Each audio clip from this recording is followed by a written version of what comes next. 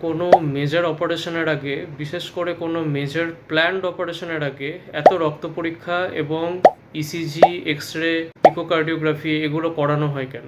এগুলো এই কারণে করানো হয় যাতে এটা জানা যায় যে আপনার শরীর আদৌ এই অপারেশনটা নেওয়ার জন্য প্রস্তুত কিনা। সার্জন এবং অ্যানাস্থেসিওলজিস্ট দুজনেই কিন্তু অপারেশনের আগে এই রিপোর্টগুলো পর্যবেক্ষণ করেন এবং আপনার রক্তে শর্করাজনিত লিভার, কিডনি, হার্ট সিস্টেমে কোনো মেজর সমস্যা থাকলে সেক্ষেত্রে হয়তো অপারেশন পিছিয়ে দেওয়া হতে পারে, বা যদি একান্তই সেক্ষেত্রে অপারেশন করতে হয় তাহলে পেশেন্টকে অপটিমাইজ করে করতে হতে পারে।